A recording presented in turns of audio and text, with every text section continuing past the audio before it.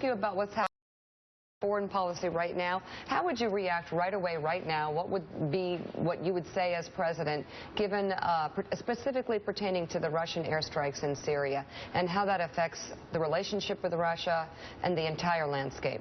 Look, I think the Russian relationship has been destroyed if Putin continues to do this, and we ought to make it clear that that's the case. This is outrageous. He's attacking the Syrian Free Army, the remnants of an army that we forgot to support during the time when it actually had strength. And now, instead of us creating a no-fly zone, he's in effect saying that there's a no-fly zone, including American Air Force. So we're in a position right now where if we don't show strength, this will create problems not just in Syria, but the rest of the world. How do we do that? What's the next move?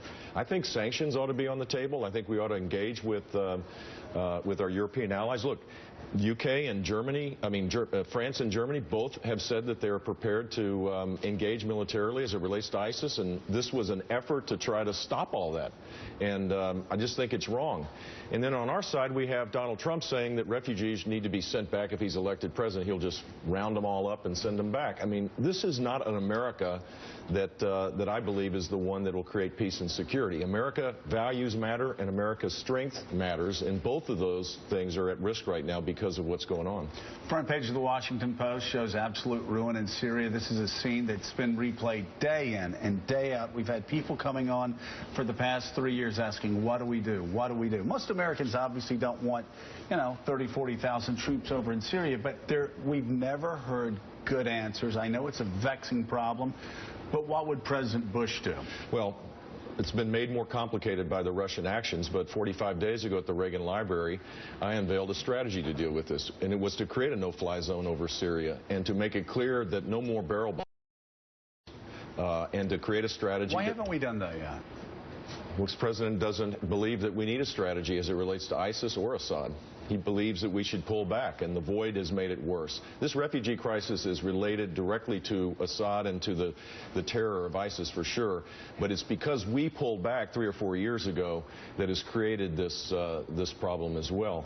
And we need to engage, and we need to make sure that our traditional Arab allies are on the front lines of this. And if you're sitting in Riyadh or sitting in Turkey and looking what's going on, you're saying the United States is not a reliable partner. Maybe Russia is. As they share intelligence between Iraq, Iran, and Syria. This is all just doing a victory dance around President Obama, and I just think he should stand up and be clear. This is still the strongest country in the world. We still have the strongest military. We're just not acting like it right now.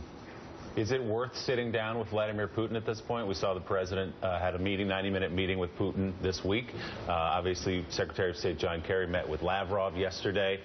Is it worth sitting down and talking to them anymore? Well, I don't think it is if the objective is to prop up the Assad regime, because that's the objective of Russia.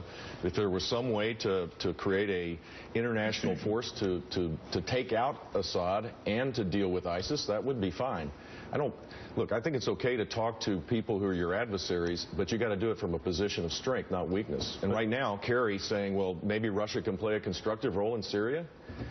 2 weeks ago, they were talking the exact opposite. Every time we do nothing and they move forward, we change our voice, and that just creates incredible instability. Not just in Syria, but around the world. You agree with the president, though, that it's time for Assad to go? He said it a couple of years ago. This week, it's been more diplomatic that there needs to be a managed transition. He's killed 200,000 people of his citizens, innocent. I was at a town hall meeting last and a woman named Nora, with tears in her eyes and quivering voice, talked about how she has helped 12 of her family members escape Syria. These are Syrian Christians that, had they stayed, they would have been killed.